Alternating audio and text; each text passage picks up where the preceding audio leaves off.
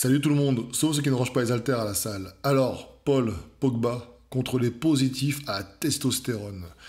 Et voilà, ça agite la toile. Le monde du foot est impacté par le dopage. Oh, quelle surprise! Pas faire les hypocrites. Dans le sport de haut niveau, il y a du dopage. Partout, il y a du dopage. Pourquoi? Parce qu'il faut faire des records, parce que ça amène de l'argent, notoriété, les publicités, etc. Bon, bref, voilà, ça c'est le monde hypocrite du sport.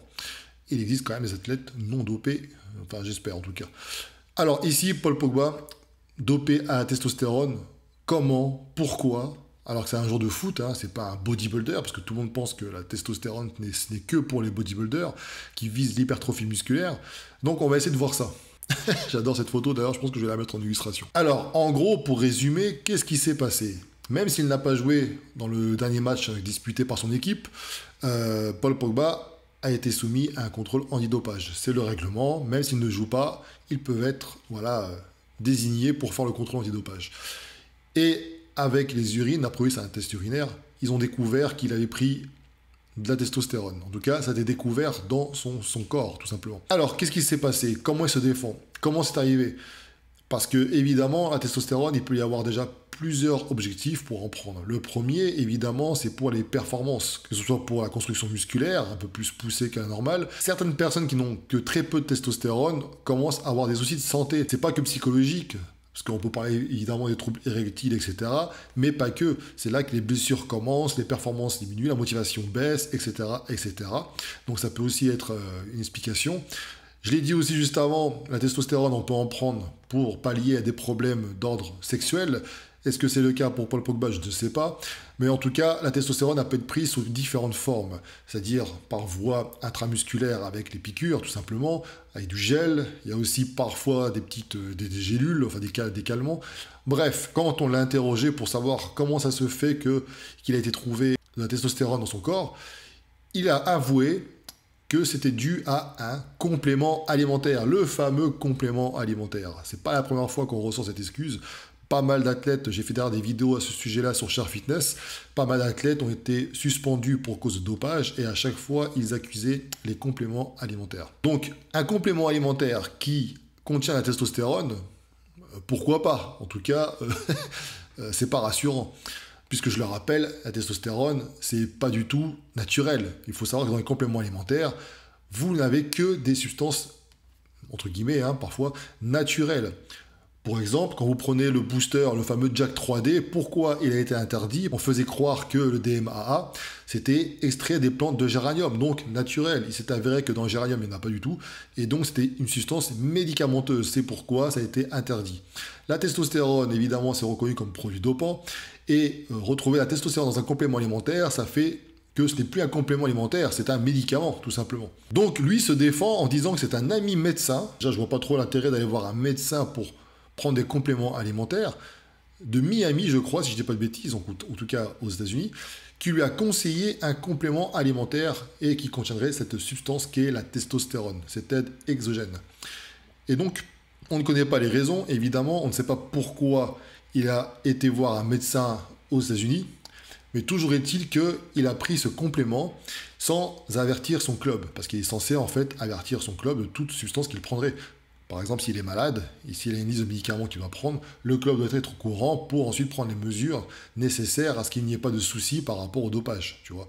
En gros, par exemple, s'il prend des substances parce qu'il est malade et que ça peut le mettre positif au contrôle antidopage, il peut être écarté provisoirement. Comme ça, au moins, pas de soucis, le club est tranquille. Mais toujours est-il qu'il y a plusieurs raisons qui font que ça ne sent pas très très bon pour lui. Pourquoi? Parce que du fait qu'ils aient trouvé ça dans son corps, il risque la suspension, évidemment.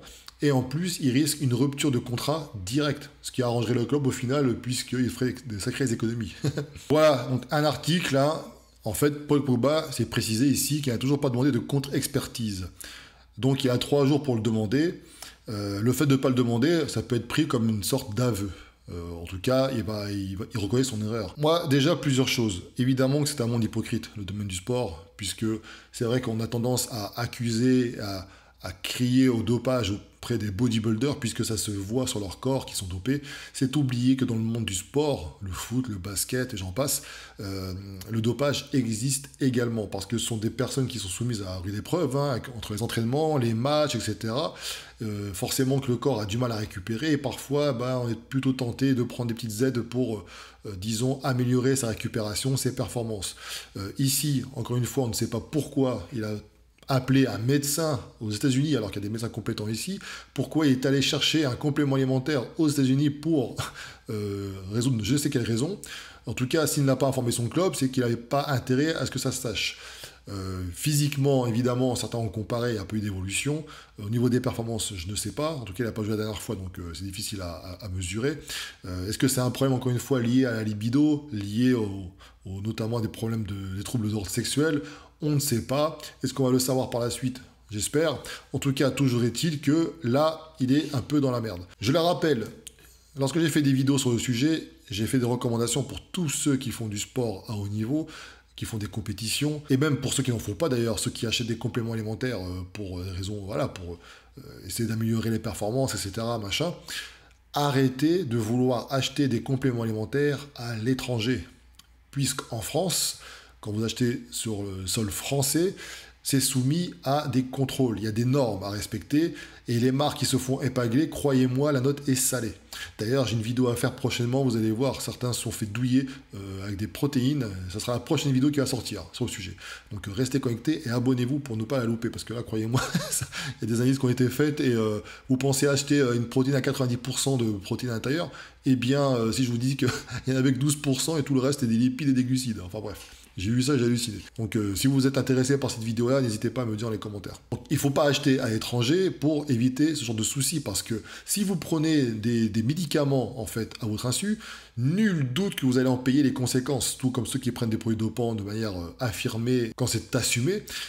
On en paye toujours les conséquences. J'ai fait des vidéos sur le sujet par rapport à la testostérone, évidemment, et croyez-moi, 90% de ceux qui en prennent ont des problèmes, que ce soit immédiat ou sur le long terme. Je dénonce quand même une chose, c'est l'hypocrisie, encore une fois, qui règne dans le sport. Puisque, évidemment, pour avoir des records, notamment en athlétisme, tous les ans, depuis des années et des années, forcément qu'au bout d'un moment, je vais bien croire que les gens sont adoués, mais au bout d'un moment, hein, je pense que la science aussi évolue. Et donc les performances, pareil.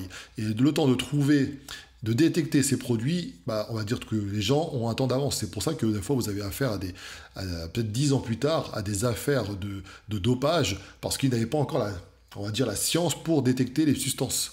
Bon, là, en l'occurrence, ici, une autre chose à dénoncer, c'est clairement, on dit qu'en gros, pour être suspendu, même pour voir son contrat rompu, il faut prouver qu'il avait une intention, entre guillemets, coupable. C'est-à-dire qu'il savait ce qu'il faisait et qu'il savait pourquoi il le faisait. Là, il dit, j'ai pris un complément alimentaire et je ne savais pas ce qu'il y avait dedans. Je n'ai pas informé mon club, je suis parti voir un médecin étranger aux États-Unis, mais bon, voilà, je ne savais pas. C'est de la bêtise. C'est clairement bête, en fait. Au bout d'un moment, quand tu ne sais... Enfin, je sais pas, déjà de faire la démarche d'aller voir un médecin étranger, c'est quelque part curieux, tu vois, comme approche. Donc peut-être qu'il voulait pas que ça se sache, je sais pas. En tout cas, toujours est-il que ça le met dedans. Donc voilà la réalité, pour ceux qui me posaient la question par rapport à Paul Pogba. Bon, c'est une affaire de dopage, simple. La testostérone ne sert pas qu'à prendre du muscle. Ça peut améliorer les performances, évidemment, mais ça peut aussi être lié à des troubles d'ordre sexuel. Faut pas le négliger, parce que les sportifs, mine de rien, avec le stress, avec les régimes, etc., peuvent avoir des troubles aussi de cet ordre-là. Donc voilà. Et bon, en tout cas, on verra à l'issue ce que ça va donner. Maintenant, c'est trop facile aussi.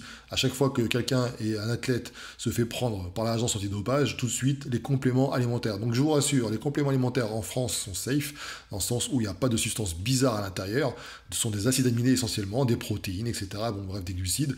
Et à partir du moment où vous achetez des choses sur Amazon ou je sais où, eh bien, attendez-vous à avoir parfois des choses un peu bizarres qui peuvent provoquer des troubles, voire même vous emmener à l'hôpital. On vous aura prévenu, ça fait plus de... J'ai commencé en quelle année, moi 2011 que j'ai commencé les tests de compléments alimentaires. Eh bien, ça fait depuis 2011 qu'on vous tient informé, au courant des dangers quand vous achetez des choses ailleurs. Voilà.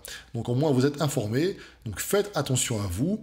Et si jamais vous prenez des compléments alimentaires que vous achetez sur Internet malgré tout et que vous détectez des choses bizarres, il ne faut pas hésiter à informer votre médecin et à informer également les autorités. Parce que ça peut permettre justement de procéder à un retrait, en tout cas de la vente sur le sol français de ces produits-là.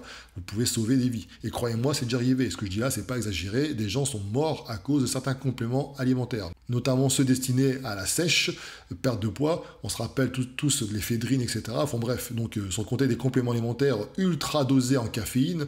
Là, c'est pareil. Des tachycardies, voire plus pour des gens qui avaient déjà des troubles à la base, qui n'étaient pas détectés. Ça peut conduire à l'hôpital, voire à la morgue. Voilà. Donc c'est tout pour moi. Je vous dis à bientôt. Prenez soin de vous et surtout abonnez-vous. Ciao.